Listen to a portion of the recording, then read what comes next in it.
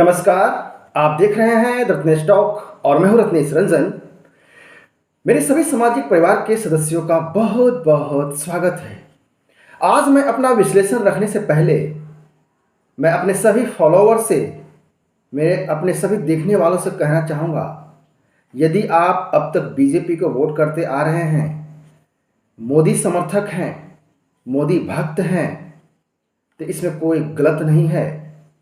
मैं भी बीजेपी समर्थक हूँ, मोदी भक्त ही हूँ, राष्ट्र भक्त हूँ, देशभक्त हूँ। लेकिन इसका मतलब ये नहीं है कि गलत चीज़ को भी मैं सही रूप में आप सबके सामने रखता रहूँ। आज मेरा विश्लेषण बिल्कुल तीखा होने वाला है, सभी बीजेपी समर्थक को बुरा लगने वाला है, इसलिए आपको एक चेतावनी के रूप में बता रहा हूँ और आग्रह भी कर रहा हूं कि आपको तीखा लगने वाला है, इसलिए वीडियो आप न देखें, क्योंकि मैं जबरदस्ती का बखान नहीं करने वाला हूं, तारीफ नहीं करने वाला हूं। आज का दिन भारतीय कृषि के इतिहास में, किसानों के इतिहास में, अर्थव्यवस्था का जो इतिहास है भारत का, उसमें आज का दिन काला दिन के रूप में दर्ज हुआ है। क्यों?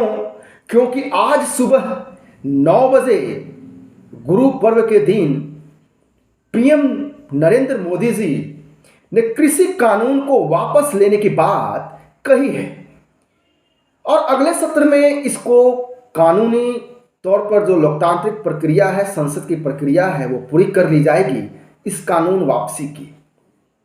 तो मेरा सवाल सीधे मोदी जी से है, यदि उन तक मेरी आवाज पहुंच रही है तो, कि यह वही कानून है, कृषि कानून, जिसकी आलोचना करने वाले लोग काला कानून बता रहे थे। तो फिर मोदी जी कानून को वापस लेकर के क्या इस बात की स्वीकृति दी है कि हां, कानून काला था, किसान विरोधी कानून था कृषि कानून? ऐसा है क्या? दूसरा सवाल ये कि जैसा कि आज के संबोधन में मोदी जी ने कहा कि कुछ किसानों के जो वर्ग हैं वो समझ नहीं पाए और बीजेपी सरकार या मोदी जी समझा नहीं सके, इसलिए कानून को वापस ले रहे हैं। तो फिर मोदी जी, आपसे मेरा सीधा सवाल यह है कि कुछ वर्गों की चिंता आप कर रहे हैं, जैसा कि आपने स्वयं कहा अपने संबोधन में, लेकिन जो बाकी जो किसान संगठन हैं, जो किसान बहुसंख्यक जो आपको इस कानून के पक्ष में खड़े थे और हैं भी, उसका क्या? आपने उसका चिंता किया क्या इस कानून को वापसी लेने की घोषणा करते वक्त? तीसरा सवाल ये कि कुछ लोग कृषि कानून को नहीं मान रहे हैं, इसलिए आपने कानून वापस ले लिया। तो फिर कुछ लोग अब ये भी कहेंगे कि सिटीजनशिप अमेंडमेंट एक्ट कुछ लोग मान नहीं रहे हैं, धारा 370 कुछ लोग मान नहीं रहे हैं, ट्रिपल तलाक को भी लोग मान नहीं रहे हैं। तो आप जल्द से जल्द इसे भी वापस कर दीजिए, वापस करने की कानूनी प्रक्रिया शुरू कीजिए, जो संसद, जो लोकतांत्रिक पद्धति है संसद में। जहां तक ट्रिपल तलाक की बात है, यह तो एक मजहबी व्यक्तिगत मामला था, आप उस मजहबी मामले में घुस गए और कानून बना दिया। तो क्या आपने एक वर्ग विशेष को लेकर के, या सीधे तौर पर कहें तो मुस्लिमों को आपने दुखी किया है ये ट्रिपल तलाक लगा करके, क्योंकि यह तो उनका व्यक्तिगत मामला था और वो खुश नहीं थे। तो जो आपने तर्क दिया कि वो कानून समझ नहीं पाए और आप समझा नहीं पाए, वही तर्क ट्रिपल तलाक पर भी लागू होता है, वही कानून 370 पर भी लागू होता है, और वही कानून आपका सिटीजनशिप अमेंडमेंट एक्ट यानी कि सीएए पर लागू होता है। क्यों ना कहा जाए कि 56 इंच की सरकार डर गई है। ऐसा हालांकि कहते हुए मुझे स्वयं दर्द लग हो रहा है और बुरा भी लग रहा है, लेकिन मोदी जी, आपने जो आज घोषणा की है उससे आपने साबित कर दिया कि आपका 56 इंच का सीना छोटा हो गया है।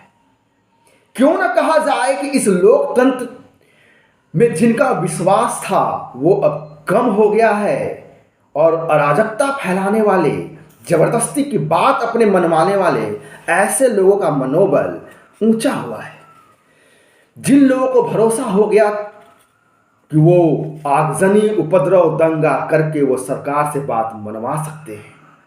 कृषि कानून वापस लेने की घोषणा करके आपने उन देश विरोधियों, खालिस्तानियों को भी नव जीवन दिया है।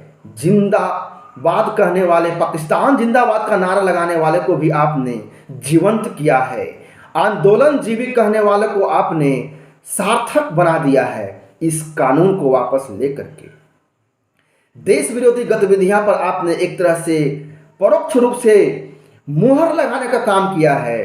दंगा, उपद्रव पर आपने मुहर लगाई है।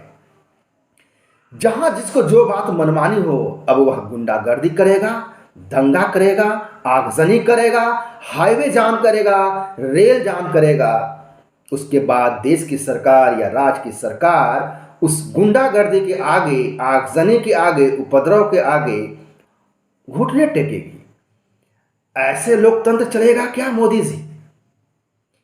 अब चूंकि देश की केंद्र सरकार, भारत सरकार झुक गई है, तो फिर क्यों ना कहा जाए कि आने वाले समय में भी ऐसे ही आप झुकेंगे। इसको आधार बना करके जो आंदोलन जीवी हैं, आंदोलन को पुनर्जीवित करेंगे। और इस बात की भी क्या गारंटी है कि कृषि कानून आपने वापस लेने की घोषणा के बाद जो फर्जी किसान आंदोलन है वह रुक ही जाएगा। अब तो राज्य सरकार भी झुकेंगी। कुछ ऐसे कानून जब रहेंगे तो जब लोग समझ नहीं पाएंगे, सरकार समझा नहीं पाएगी। अब कलेक्टर, एसपी, डीएसपी भी गुंडों के आगे झुका करेंगे। तो फिर क्यों ना कहा जाए कि आपका निर्णय लोकतंत्र को कमजोर करने वाला है। जो किसान कृषि कानून के पक्ष में थे, जो किसान आधुनिक खेती करना चाह रहे थे और कर रहे थे, जो किसान आपके साथ चल पड़े थे, उन किसानों का क्या? उन किसानों को मन में अभी क्या चल रहा होगा, इस पे आप जरा गौर किया है? ये वही बात हो गई ना कि पुलिस समझा नहीं सकी है भाई, तो अब अपराधी अपराध कर रहा है, अपराधी सुधर नहीं रहा है, तो इसे जेल से रिहा कर दो। चूंकि वो कानून मान नहीं रहा है और वो सुधर नहीं रहा है, तो इसे आप मुक्त कर दीजिए। यही बात हुई ना। उसको सजा नहीं मिलनी चाहिए क्योंकि अपराधी कानून मान नहीं रहा है। कुल मिलाकर के बात यही है। तो अब हमें यह समझना पड़ेगा कि इस आंदोलन का रूप और प्रारूप क्या होगा। आप एक लाइन में जान लीजिए, ये फर्जी आंदोलन था, है और आगे रहेगा और आगे भी जारी रहेगा। मोदी जी, आपने उन किसानों के बारे में नहीं सोचा जो किसान आपके साथ खड़े थे। कुछ मुट्ठी भर किसान की वजह से दबाव में आ गए हैं या फिर यह एक चुनावी स्टंट है, यह भी अपने आप में एक बड़ा सवाल है। लेकिन हाँ, ये बात भी है कि चुनाव में इसका आपका फायदा नहीं होने वाला है, यह भी 100% सत्य है। तो यह है पूरा विश्लेषण। आशा करता हूं यह जो मेरा विरोध है यह एकमात्र इस कानून के वजह से है। ऐसा नहीं है कि मैं बीजेपी विरोधी हो गया हूं, मोदी विरोधी हो गया हूं। लेकिन हाँ, मैं ऐसा भी नहीं करूंगा अन्य विश्लेषण करने वालों की तरह कि सरकार के साथ आंख बंद करके मैं यूं ही चल दूं। वाह वाह वाह वाह, बहुत बढ़िया करा है आपने, मास्टर स्ट्रोक कर दिया है, वाह, आप तो शेर की तरह एक कदम पीछे लेकर के 10 कदम आगे चलने की आपने योजना बना रखी है। ऐसा विश्लेषण मैं नहीं करने वाला हूं, नहीं करने जा रहा हूं। यह कानून की वापसी काला तारीख के रूप में दर्ज होगा भारतीय कृषि इतिहास में। नमस्कार, जय हिंद, वंदे मातरम।